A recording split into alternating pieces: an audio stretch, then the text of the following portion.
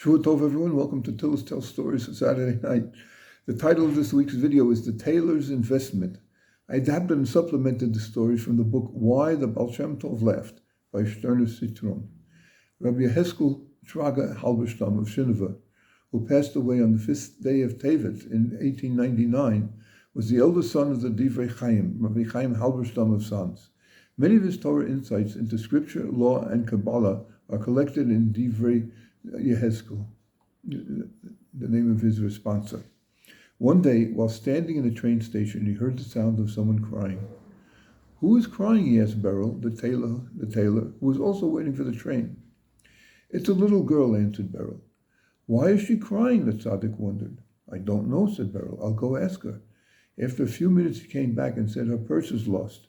She has no money and to buy a ticket to get home. The tzaddik looked at him strangely.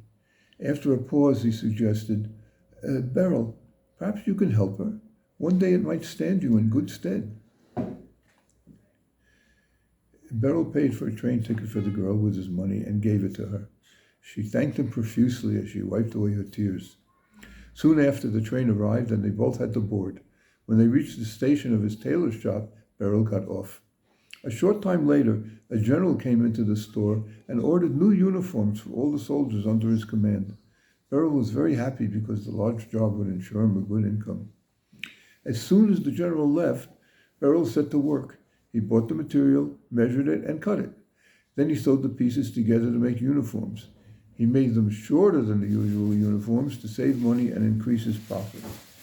He hoped the general would not notice, but the general did notice. When he received the uniforms and saw that they were short, he became furious. Immediately, he dispatched a squad of soldiers to arrest the Jewish tailor. Beryl saw the soldiers coming. Frightened, he sneaked out through the back door, running as fast as his legs could carry him. "The Shinova Rav will surely help me," he thought desperately. "I'll go to him." He ran as fast as he could. When finally he reached the home of the Rabbi, he cried out, "I'm in terrible trouble, Rabbi. Please help me." "What is it, my son?" the Shinova Rebbe asked, with sincere concern evident in his voice. Beryl told him the whole story. The tzaddik promptly advised him to go to Vienna and speak to the officer who was in charge of the case.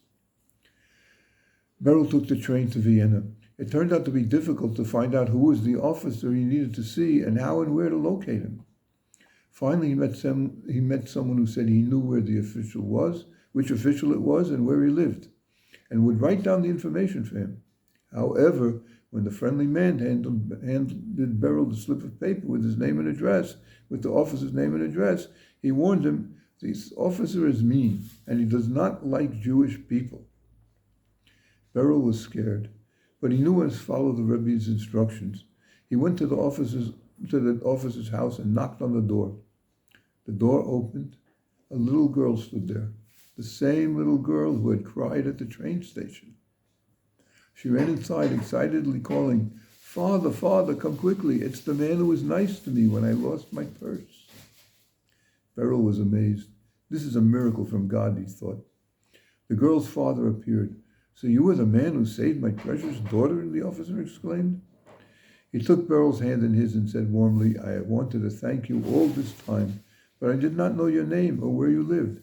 How can I ever thank you and show you my gratitude?" "Well," Beryl said, "I'm in danger of being arrested, and you are the officer in charge of my case. You can help me by pardoning me for making the uniforms short." "Of course I will pardon you," the officer promised. "I always thought the old uniforms were too long anyway. The soldiers used to trip on them when they ran. And I will make sure you are paid in full for the work as well." Beryl left Vienna with a light heart and pockets full of money. While sitting on the train on the way home, Beryl thought about how he had been saved because he had been kind to a little girl in need. Suddenly he remembered the odd look that the Shinova Rav had given him at the train station when he told him to help the little girl. The Rebbe must have known from the beginning what was going to happen, thought Beryl in wonder. And then later when I was running away, he knew just where I should go. Praise be God, what a great Rebbe I have. By the way, for your information, this is a Tzfat-connected story. As an emissary of his father, the Divrei Yechezkel of Shinova founded the San synagogue in Tzfat in the late 1860s, the same decade as the Chabad Tzemach Tzedek Shul was founded. Each year, on the Yortzeit of the Shinova, that is on Hey Tevis, there is a yearly celebration in the Divrei Chaim San's synagogue in Tzfat, also attended by a delegation of San's Klausenberg Hasidim from Netanya. Of course, the Didan Notzak Hey Tevet celebration on the same night and day in Tzfat is much larger. As here in Tzfat, the Chabad community is by far the largest of any of the Hasidic groups living here.